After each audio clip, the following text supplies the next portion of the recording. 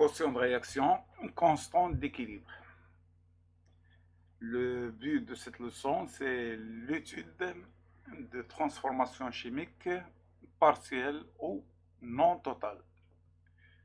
Jusqu'à maintenant, on a étudié les transformations chimiques totales qui prennent fin avec la disparition de l'un des réactifs qu'on nomme réactif limitant.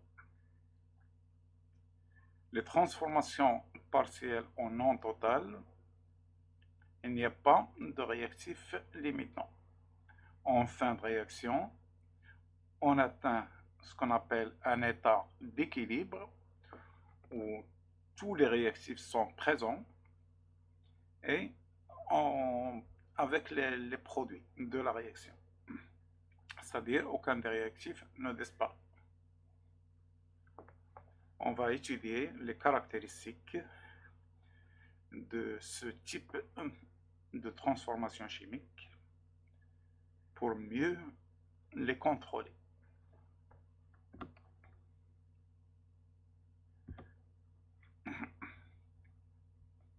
Selon Bronsted, un acide est toute entité chimique apte à libérer un proton H+.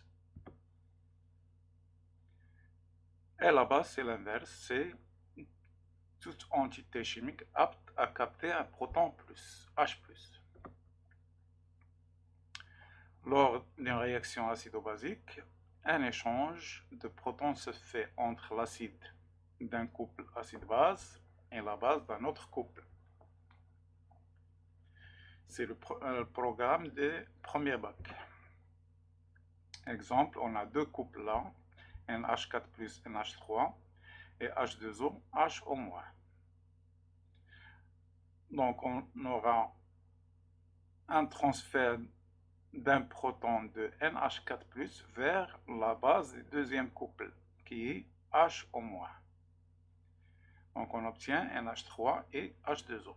Le H+ est passé de l'acide vers la base. Un réducteur est toute entité chimique apte à libérer des électrons. Un oxydant est toute entité chimique apte à capter des électrons. Pour les réactions acido-basiques, c'est un transfert de protons H+. Pour les réactions d'oxydoréduction, c'est un transfert d'électrons.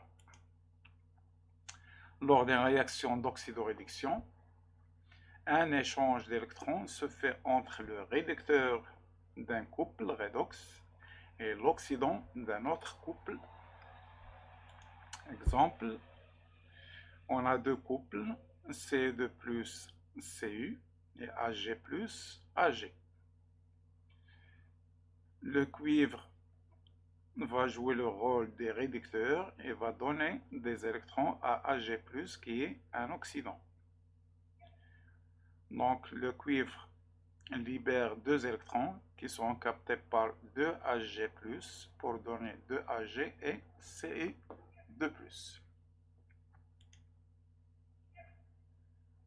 Pourquoi un quotient de réaction? Dans une solution constituant un mélange réactionnel, des espèces disparaissent et d'autres apparaissent. Il y a une relation entre les concentrations de ces espèces et on cherche à modéliser cette relation. Modéliser, c'est traduire en équation mathématique. Le quotient de réaction est une grandeur qui caractérise un système chimique dans un état donné. Sa valeur au cours de la réaction nous renseigne sur l'évolution du système considéré. Son expression dépend de la nature du système.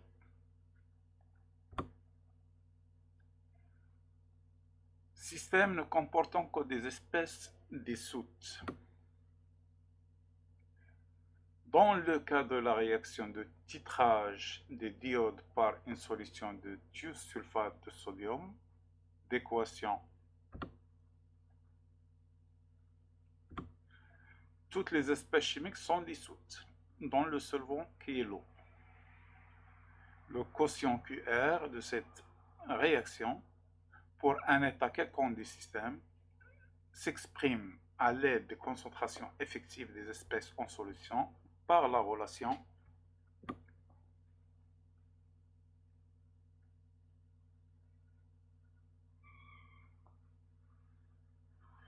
Donc, on constate qu'on a le produit des concentrations des réactifs sur le produit des concentrations des...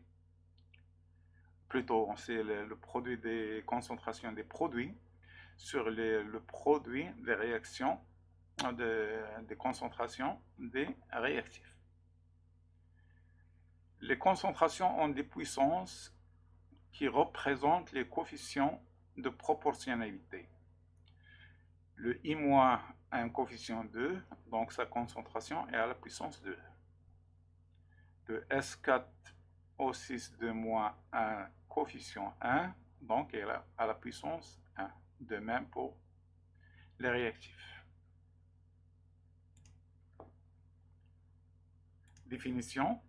Le quotient de réaction QR pour une réaction en solution aqueuse d'équation.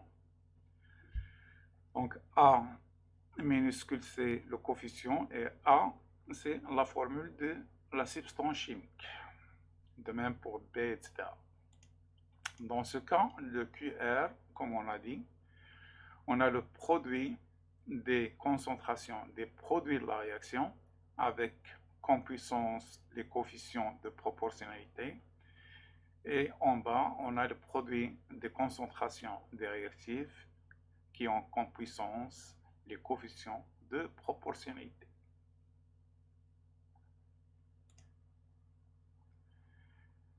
Les concentrations doivent être prises en mol par litre. Le quotient de réaction n'est pas dimensionné. Sa valeur s'exprime par un nombre sans unité. Donc, n'est pas dimensionné. Ça veut dire qu'il n'a pas d'unité. Remarque. Dans le cas de la réaction de l'acide éthanoïque et de l'eau, d'équation, l'eau à la fois réactif et solvant n'apparaît pas dans l'expression du quotient de réaction qui s'écrit pour un état donné du système. Donc, on va donner à la concentration de l'eau une valeur égale à 1. Donc, il n'apparaît pas dans le quotient de réaction.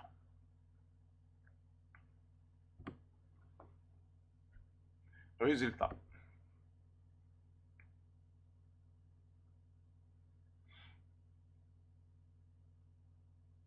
Par convention, l'eau, lorsqu'elle constitue le solvant, n'intervient pas dans l'écriture d'un quotient de réaction, même si elle figure dans l'équation de la réaction.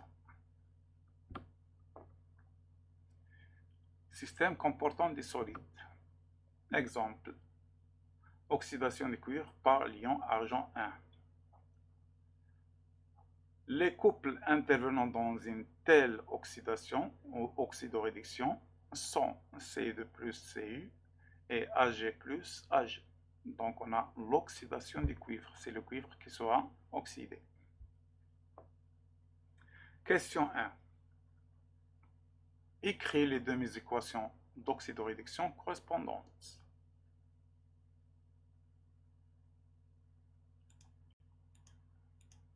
Bon, la demi-équation, on a l'oxydant qui donne le réducteur en captant un certain nombre d'électrons.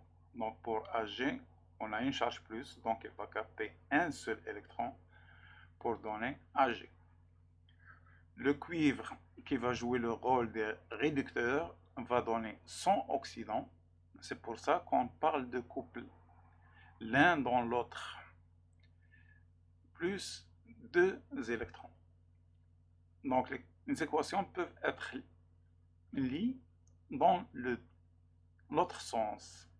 C2 plus 2 électrons dans le cuivre, ou Ag dans Ag plus 1 électron. Donc, ces équations, demi-équations, peuvent être prises dans les deux sens. La question suivante, c'est déterminer l'équation de la réaction. Donc, comment obtient-on l'équation de la réaction? On fait la somme des deux équations, comme des équations de maths, à condition que les électrons soient de côtés différents.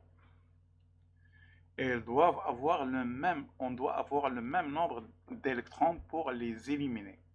Les électrons ne passent jamais en solution, ils passent directement d'une substance à l'autre. Par exemple, là, elle passe directement du cuivre à Ag+. Donc, il ne reste pas en solution. Donc, l'équation de la réaction ne doit pas comporter d'électrons. Pour éliminer les électrons, on doit avoir un même nombre. Donc, on a là 2 électrons.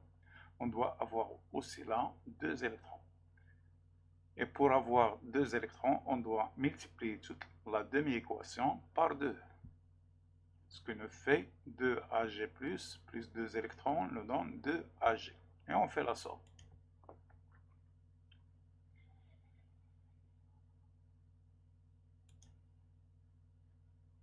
Question 3. Sachant que les substances non dissoutes n'interviennent pas dans l'expression des quotients de réaction. Dans l'expression des quotients de réaction de cette réaction d'oxydoréduction dans un état quelconque. Donc les substances non dissoutes ne vont pas apparaître dans le quotient. Donc ce qui va apparaître, c'est Ci de plus, il a un coefficient 1, et Ag de plus, il a un coefficient 2. Ce qui nous donne QR est égal concentration de cuivre sur concentration d'argent au carré. Convention.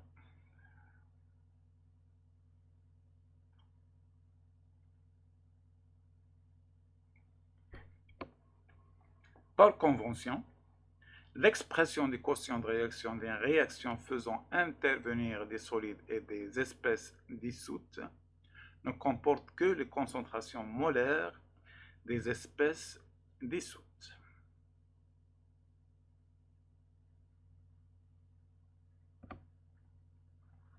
Application. Certains solides ioniques tels que l'hydroxyde de fer 3, le phosphate de calcium Ca3PO4 sont peu solubles dans l'eau. Question 1. Écris l'équation de dissolution de l'hydroxyde de fer 3, FeOH3.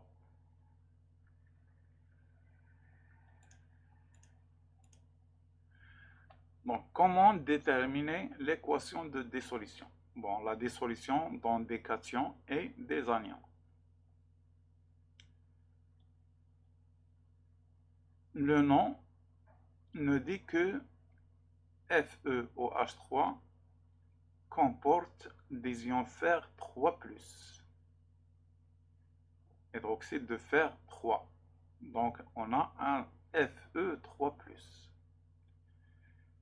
La substance est électriquement neutre, donc le reste doit porter une charge 3-. On a 3 OH, donc chaque OH doit porter une charge moins. 3 fois moins 1, ça nous donne moins 3. Moins 3 plus 3, ça nous donne 0. Donc, plus 3, moins 3. Neutralité électrique, neutralité électrique. Question 2. Écrire l'expression des quotients de cette dissolution.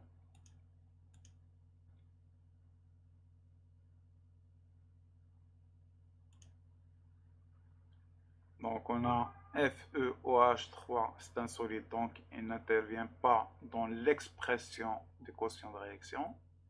Seules les substances dissoutes apparaissent dans le quotient. 3. Écrit l'équation de la réaction. L'équation et non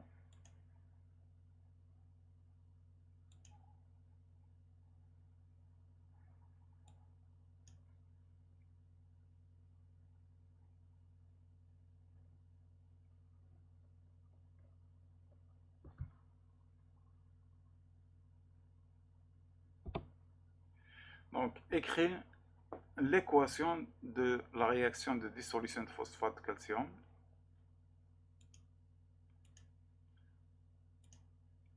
Donc, il faut déterminer les ions qui apparaissent. On va avoir des cations et des anions. On sait que le calcium appartient à la deuxième colonne, donc il forme des ions en 2+, Ca2+.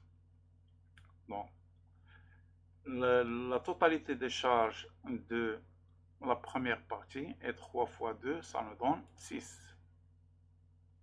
Donc, la charge des cations est C+.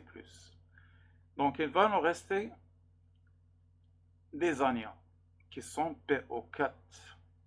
On a 2 anions. La totalité doit porter une charge opposée, c'est-à-dire -6. On a 2, donc chacun d'eux doit porter une charge -3.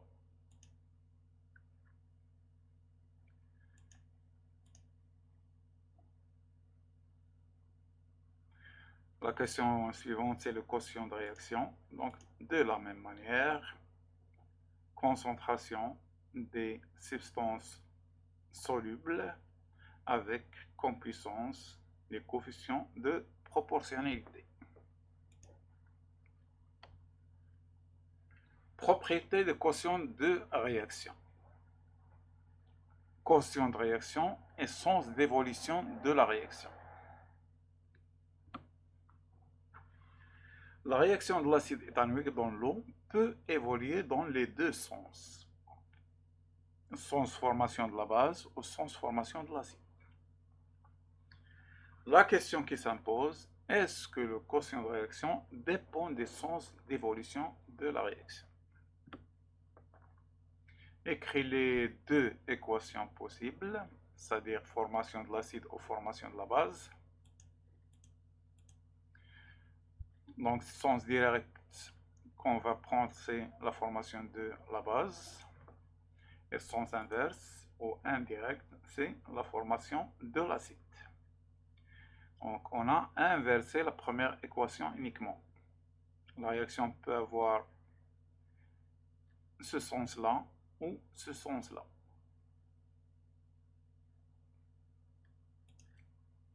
Question 2, donc pour chaque équation, l'expression des quotients de réaction. Donc, toutes les substances sont solubles à l'exception de l'eau qui est un solvant, qui ne va pas intervenir dans l'expression. Donc, on a QR1 et QR2.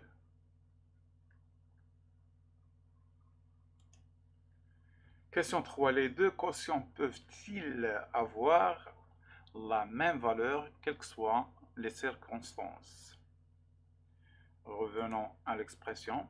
Donc là, on a la concentration de l'acide et là, la concentration de la base et la concentration de l'oxonium. Donc là, on a la concentration. Il faut ajouter les crochets. Bon, si on compare les deux quotients, les concentrations vont changer. Donc là, par exemple, on aura une diminution de la concentration. Et là, on aura une augmentation, ou c'est plutôt l'inverse. Là, on aura une diminution de la concentration, car l'acide là, c'est le réactif. Et là, une augmentation de la concentration. Donc, les deux quotients sont différents.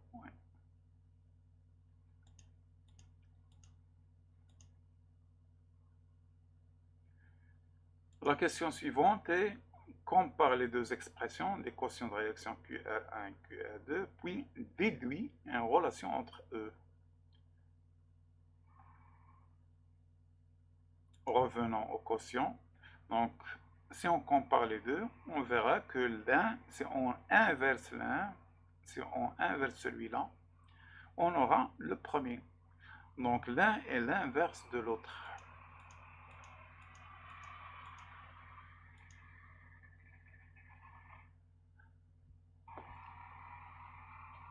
Donc, si on lit une équation de réaction dans un sens elle a un quotient de réaction, et si on la lit dans l'autre sens, elle a le quotient de réaction inverse.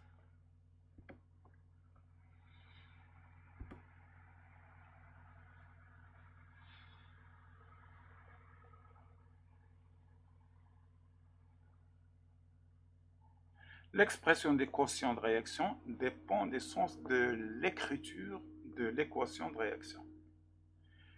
Les quotients de deux réactions inverses sont inverses l'un de l'autre. QR direct est égal à l'inverse de QR indirect.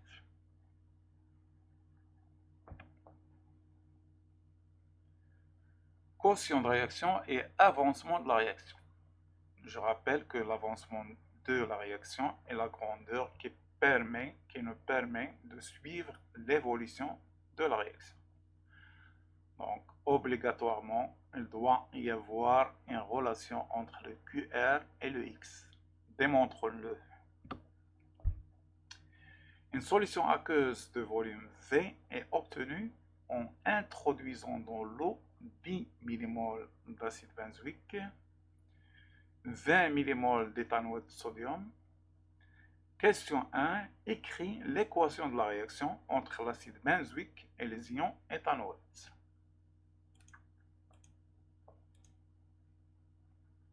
Donc, si une réaction acido-basique, on a un transfert d'un H+ vers la base. Si on note H+, il nous reste un moins, car la substance est électriquement neutre. Plus avec le moins, ça nous donne 0. Donc, si on note H+, il nous reste un moins. Là, un H+ va être collé à cette formule. Un plus avec un moins, elle s'élimine. Donc, on aura un H ici.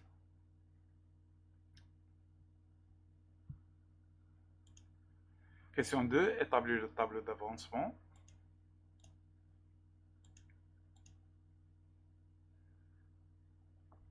Les quantités de matière doivent être prises en mol. Donc, on a multiplié par 10-3. Les quantités de matière sont données en millimoles. Donc, on a multiplié par 10 à la puissance moins 3. La suite, c'est simple. On a un coefficient 1, donc 10 fois 10 à la puissance moins 3 moins 1 fois x, et la même chose pour les autres. Au départ, on n'avait pas les produits de la réaction, donc 0, 0.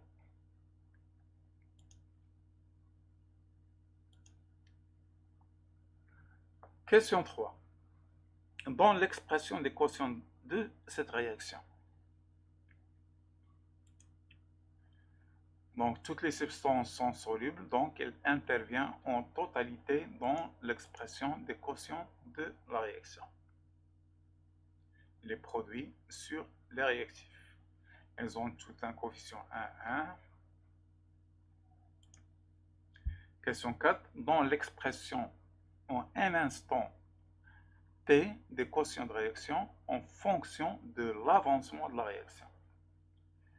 Donc là, il faut déterminer les concentrations. Donc revenons au tableau d'avancement. Le tableau nous donne les quantités de matière en un instant donné. Bon, c'est ce qu'on appelle un état intermédiaire. On a les quantités de matière. Pour avoir les concentrations, il suffit de diviser par V. La concentration de l'ion benzoate est X sur V. Celui-là, X sur V. Pour celui-là, c'est 10, 10 moins 3, moins X sur V, etc. On a les quantités de matière, on divise par les volumes.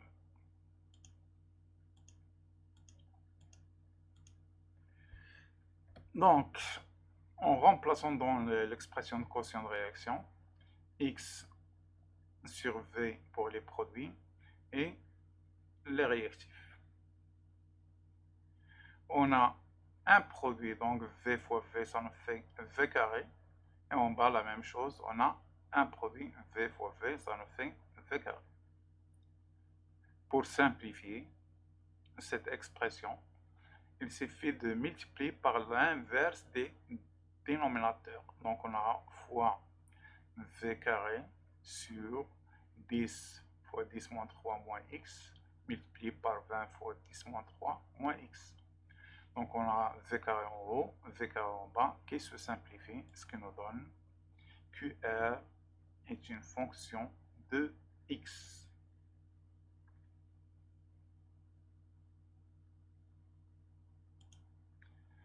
Ce quotient dépend-il de l'avancement de la réaction? Bien sûr, donc c'est une fonction de x. QR dépend obligatoirement de x. Sa valeur dépend de la valeur de l'avancement de la réaction. C'était évident, on n'avait pas à le démontrer, mais on l'a démontré uniquement pour que dans l'avenir, vous pouvez écrire le quotient de la réaction en fonction des concentrations, ou plutôt de l'avancement de la réaction.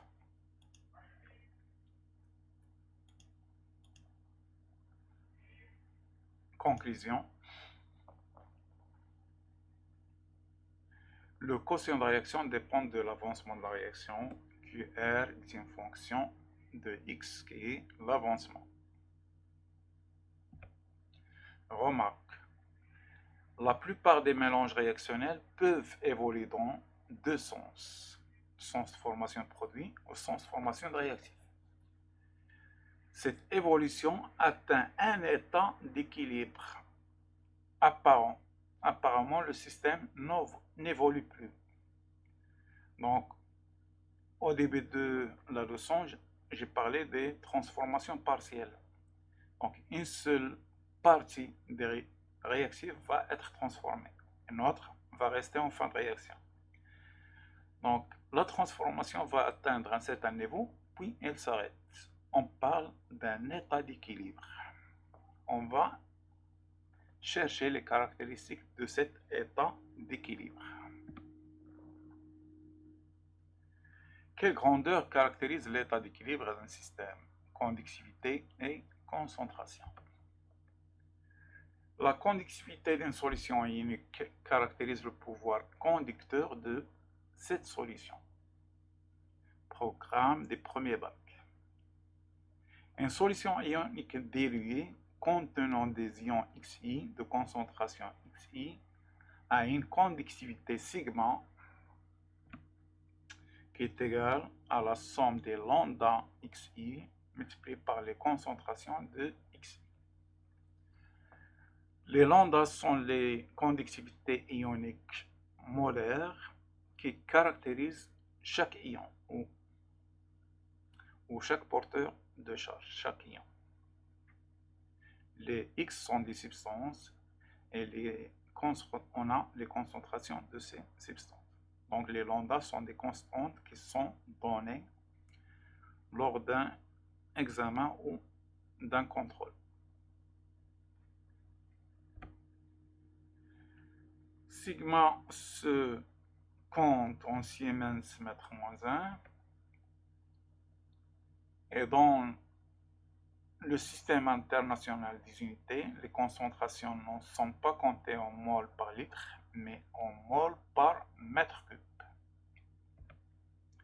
Et on déduit l'unité de lambda, qui est le Siemens mètre carré, mol moins 1. Application. Donc c'est une préparation là. On prépare environ 50 ml d'une solution de nitrate de sodium NaNO3 de concentration C. La mesure de la conductivité de la solution dont sigma est égal 1038 micro-Siemens centimètre moins 1. Question 1. Écrire l'équation de dissolution de nitrate de sodium. Donc le sodium, on le connaît, il porte une charge plus, donc l'autre nécessairement doit porter une charge moins.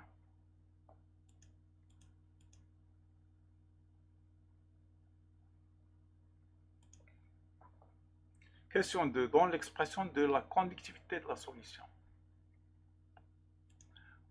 Donc on applique la relation qu'on a vue tout à l'heure. Sigma est égal à sigma de lambda I fois dxi. On a deux ions portant des charges. Donc on aura lambda de Na, lambda de NO3-.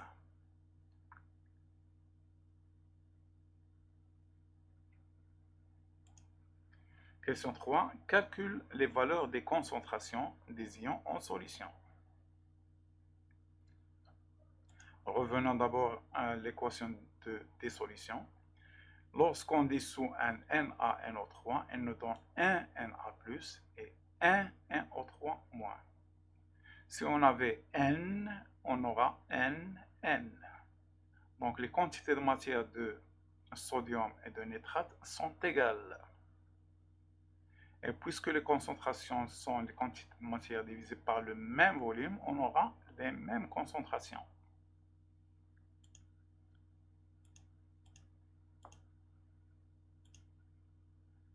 Donc, puisque les concentrations de Na+ et NO3 sont les mêmes ou sont égales, on élimine l'un et on factorise. On remplace et on factorise par l'un des deux, soit le nitrate, soit le sodium. C'est la même chose. Les concentrations sont égales. On cherche les concentrations, donc on va sortir le Na, qui est égal à sigma lambda Na+ sur lambda, ou plutôt plus lambda NO3-. Application numérique, 1038 micro-siemens cm-1 sur 5 sur cette somme millisiemens mètre carré mol moins 1. On sait que l'unité de la concentration c'est mol par mètre cube en unité internationale. Donc il faut éliminer les siemens. Pour les éliminer, on va les passer en unité internationale.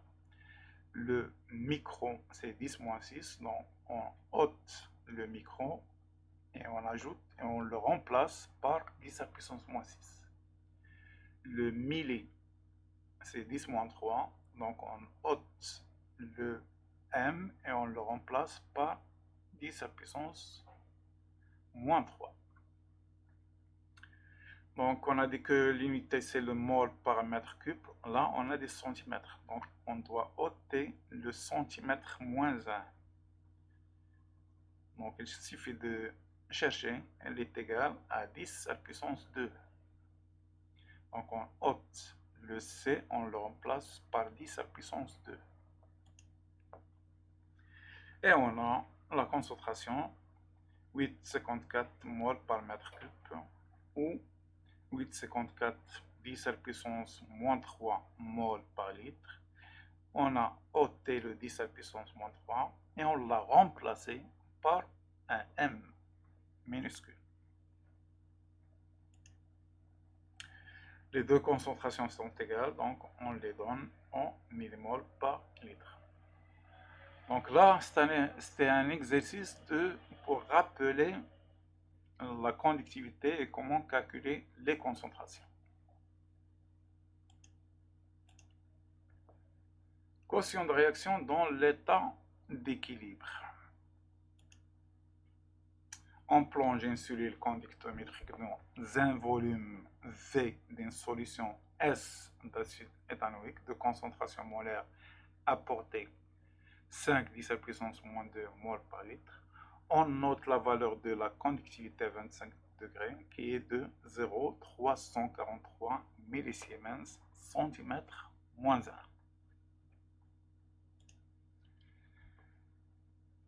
Activité 4, question 1. Dans l'équation de la réaction de l'acide éthanoïque avec l'eau. Donc on a une réaction acido-basique, H+ va passer vers l'eau. On a vu ça à plusieurs reprises. Donc un H+ va être transféré vers l'eau. On aura un moins ici et H3O pour l'autre. Établir un tableau d'avancement de la réaction. Bon, le tableau d'avancement elle est simple. Là, on ne connaît pas les quantités de matière, donc on a utilisé ce qui est présent dans les données, c'est-à-dire la concentration et le volume. La quantité de matière est égale C fois V.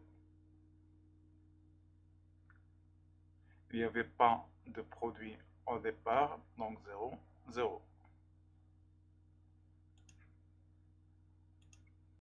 Question 3, dans l'expression de la conductivité de la solution,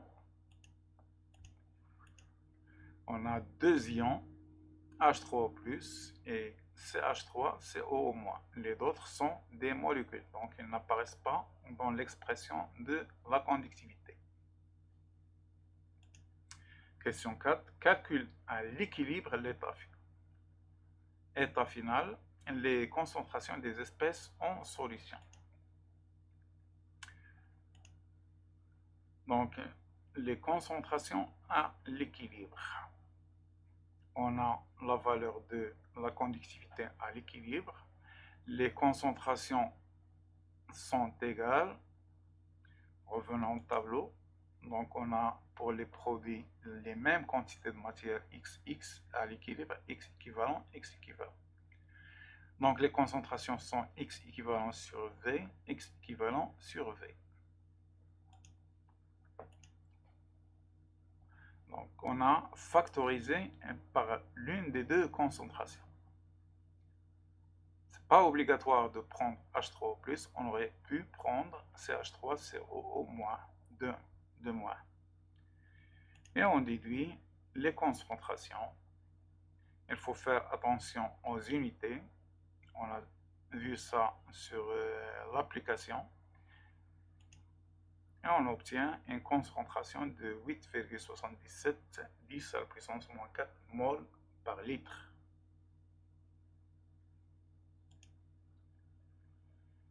Question 5.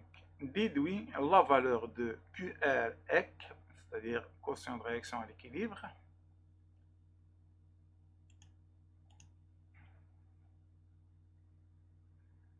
Bon, revenons un peu pour déterminer la concentration.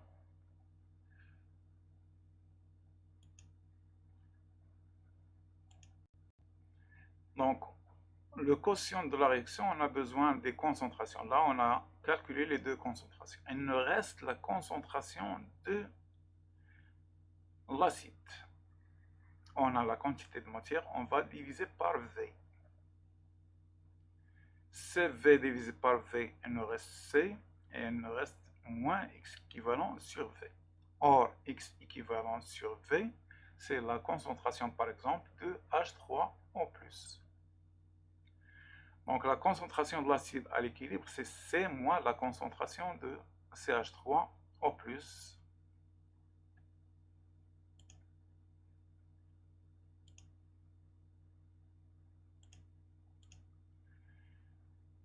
Donc, on a remplacé les concentrations.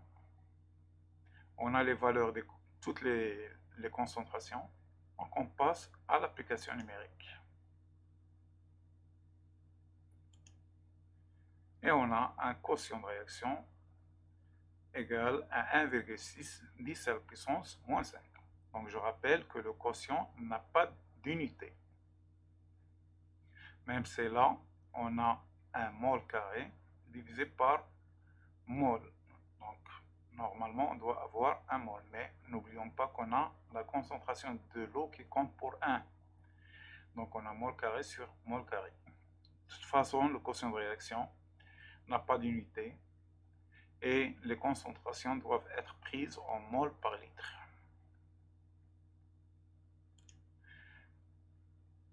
Donc, on a étudié là une transformation pour une concentration de 5,10 à la puissance moins 2. Ce qu'on va faire après, c'est changer la valeur de la concentration et voir si elle a une influence quelconque sur le quotient de réaction à l'équilibre.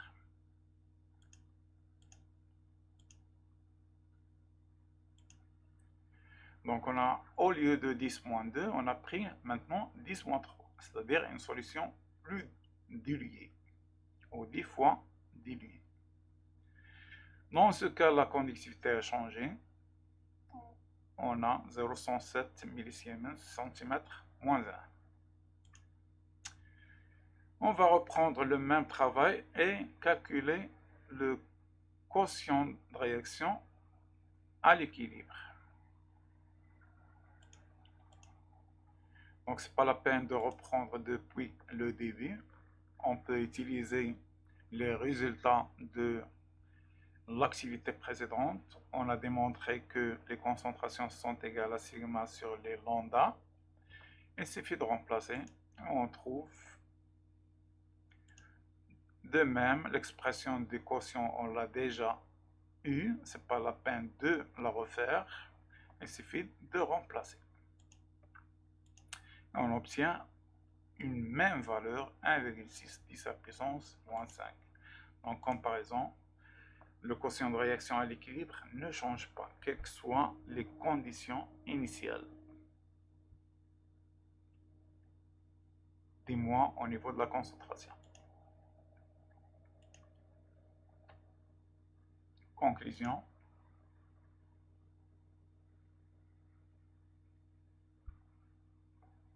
À l'équilibre d'un système, le quotient de réaction QR équilibre prend une valeur indépendante de la composition initiale du système.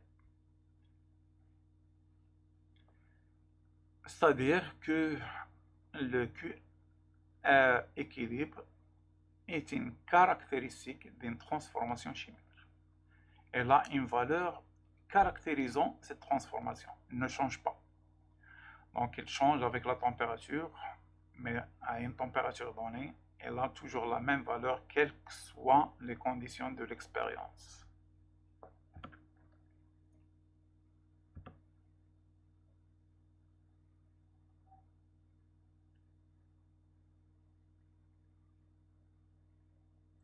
À chaque équation de réaction est associée une constante K, appelée constante d'équilibre. Sa valeur est égale au quotient de réaction QR et ne dépend que de la température.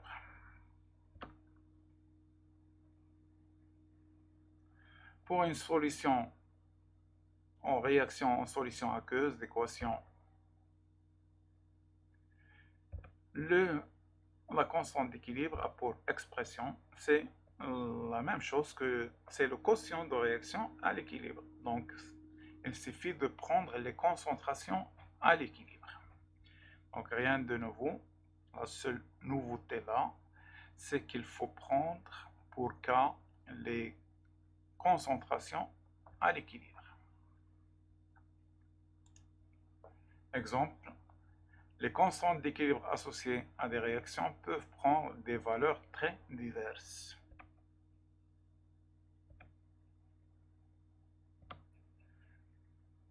Donc la constante de réaction est une caractéristique de la réaction chimique. À chaque transformation chimique, on a une constante d'équilibre bien précise. Le taux d'avancement final. Définition. Donc, en revenant aux transformations partielles, on a dit qu'en fin de réaction, les réactifs restent, ou une partie des réactifs reste, et une partie se transforme. Le taux de réaction va donner le pourcentage de transformation des réactifs. Et bien sûr, pour que le taux de transformation soit associé à la réaction et non à une espèce chimique, on va le donner en fonction de la grandeur qui caractérise une transformation ou nous renseigne sur l'évolution d'une réaction chimique, qui est l'avancement de la réaction. Donc le taux d'avancement final nous renseigne sur le pourcentage de transformation lors d'une réaction chimique, c'est-à-dire combien en pourcentage de quantité de matière de réactifs ont été transformés. Si la réaction n'est pas totale, le système chimique atteindra un niveau donné puis son évolution s'arrête. Donc c'est l'état d'équilibre. Puisque c'est l'avancement de la réaction qui nous renseigne sur son évolution, on a introduit une grandeur qui nous renseigne sur la dite limite en fonction de l'avancement de la réaction. On appelle taux d'avancement final taux le rapport taux est égal x final sur x max. Et puisque le x final correspond à un état d'équilibre, on écrit x équilibre sur x max. X max correspond à une transformation totale qui prend fin avec la disparition des réactifs limitants. Donc on a le cas extrême, c'est-à-dire la disparition d'au moins l'un des réactifs. Là, on a la réalité. La transformation va atteindre un niveau donné correspondant à x équilibre et elle s'arrête. Donc le rapport nous donnera le pourcentage de transformation. Bon, puisque x équilibre est toujours inférieur à x max, taux est toujours inférieur à 1. Remarque, si la transformation est totale, c'est-à-dire ne s'arrête que si le réactif limitant disparaît, alors on aura x final est égal à x max. Par conséquent, taux sera égal à 1, 100%. On utilise ce résultat pour vérifier si la transformation est totale. Dans ce cas, taux sera égal à 1 ou partiel. Dans ce cas, taux sera inférieur à 1.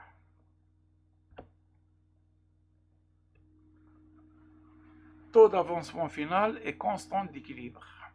Donc, l'un nous donne le pourcentage de transformation et l'autre est une caractéristique de la transformation.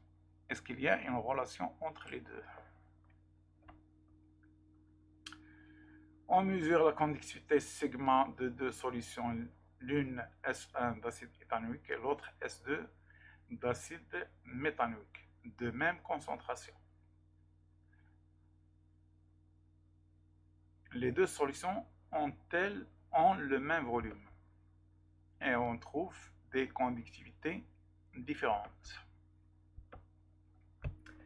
Écris les équations de réaction des deux acides avec l'eau. Donc, on a vu ça à plusieurs reprises. Donc, je vous donne la solution. Tableau d'avancement, la même chose. On a vu à plusieurs fois les tableaux d'avancement. Là, on a la même concentration pour la première solution et la deuxième solution.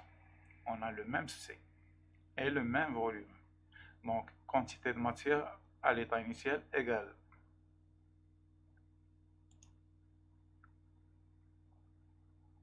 Question 3.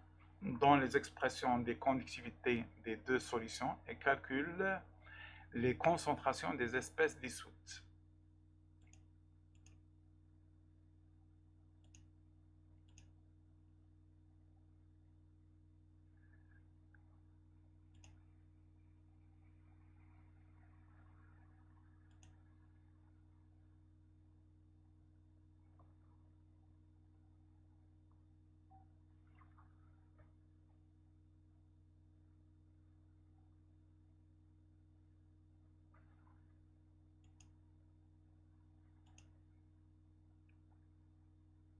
Donc tout ça a été vu dans les activités précédentes.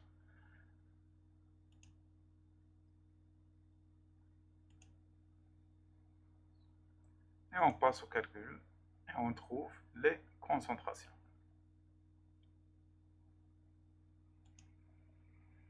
Question 4. Calcule les valeurs de taux 1, taux 2, le taux d'avancement des deux réactions. Donc taux c'est x équilibre sur x max. Puisqu'on vient de calculer les concentrations, on va essayer de les introduire pour calculer taux. Si on divise le numérateur et le dénominateur par la même valeur V, la valeur ne change pas. X équilibre sur V, c'est la concentration de H3O+, et X max sur V, c'est le C. Ce qui nous donne, en fin de compte, taux est égal à concentration de H3O+ sur C. Et on la calcule. De même pour taux 2, c'est pas la peine de redémontrer. On a des taux différents. 1,8%. Donc, comment on détermine le pourcentage? On multiplie la valeur par 100. Si on multiplie ça par 100, on aura 1,8. Et on divise par 100. C'est le symbole de division par 100. Ça nous donne 1,8, 5,8.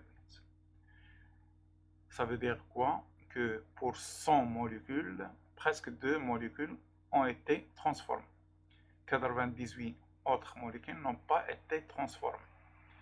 De même ici, sur 100 molécules, disons 6 molécules ont été transformées et 94 molécules n'ont pas subi de transformation.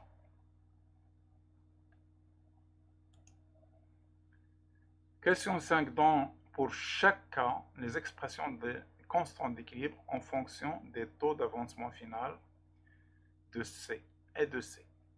Calcule leur valeur. Donc, on a les concentrations. Or, on vient de voir que les concentrations de H3O+ est égale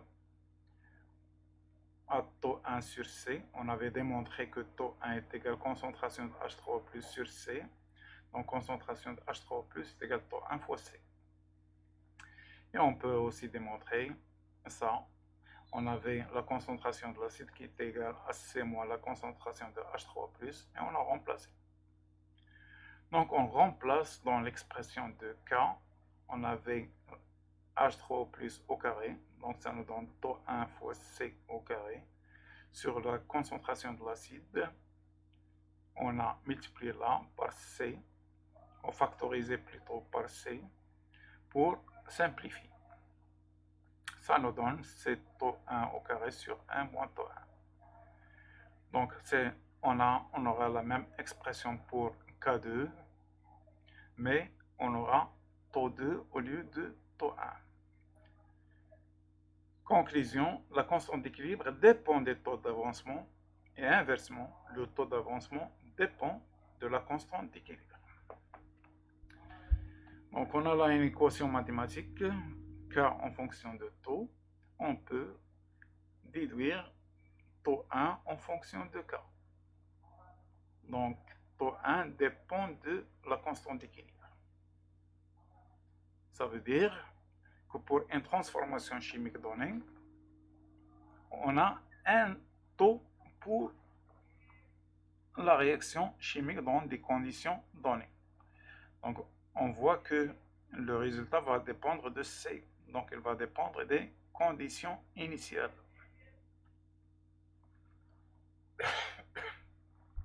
Le taux va dépendre des conditions initiales. Alors qu'on a vu que K ne dépend pas des conditions initiales.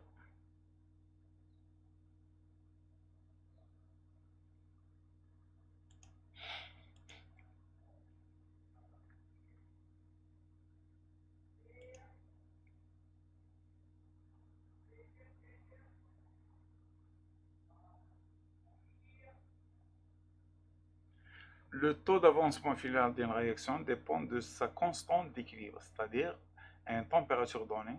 Chaque transformation chimique a une limite bien précise.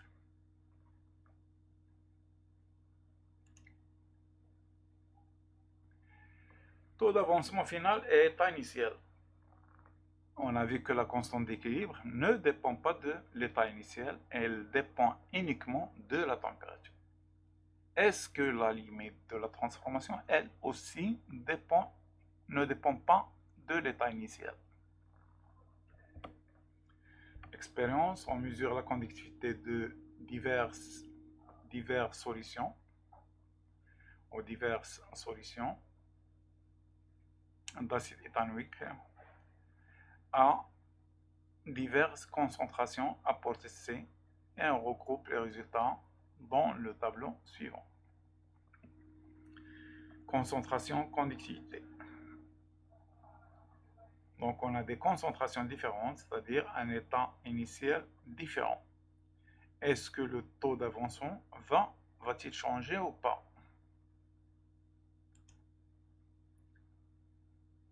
Calcule pour chaque cas le taux d'avancement final de la réaction de l'acide avec l'eau. Que conclus-tu? Donc on n'a pas besoin de reprendre depuis le début. On a démontré cette relation dans l'activité précédente. Et on a démontré aussi cette relation. C'est pas la peine de la reprendre depuis le départ. Et on calcule le taux pour chaque concentration. On a là l'expression générale. Il suffit maintenant de remplacer la valeur de C. Et on a obtenu des taux différents.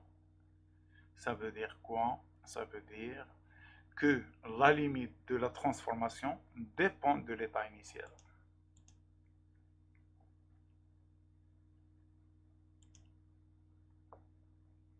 Conclusion.